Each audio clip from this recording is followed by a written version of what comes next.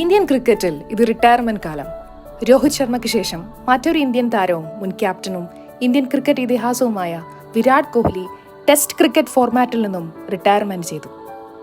ഇന്ന് റിട്ടയർമെന്റിനെ കുറിച്ച് തന്റെ സോഷ്യൽ മീഡിയ ഹാൻഡിൽ എഴുതിയ വരികൾ ഇങ്ങനെയാണ്: 14 വർഷമായി ഞാൻ എൻ്റെ രാജ്യത്തിനു വേണ്ടി നീല ജേഴ്സിയിൽ കളിക്കുന്നു. ഈ ഫോർമാറ്റിൽ കളിക്കാൻ ഇത്രയും പറ്റുമെന്ന് ഞാൻ ഒരിക്കലും കരുതിയിരുന്നില്ല. ഇതെന്നെ പരീക്ഷിച്ചു, എന്നെ വളർത്തി, എന്നെ പാഠങ്ങൾ പഠിപ്പിച്ചു. വൈറ്റ് ജേഴ്സി എന്നും എനിക്ക് ഇമോഷനാണ്. അതെന്നെ ആഴത്തിൽ സ്പർശിച്ചിട്ടുണ്ട്. ആ നിമിഷങ്ങൾ എന്നും എപ്പോഴും എൻ്റെ പ്രിയമായിരിക്കും. ഈ ഫോർമാറ്റിൽ നിന്നും വിടവാങ്ങുക അത്ര ഈസിയല്ല. ബട്ട് ഇപ്പോൾ ഇത് റൈറ്റ് ടൈമാണെന്ന് ഞാൻ വിശ്വസിക്കുന്നു.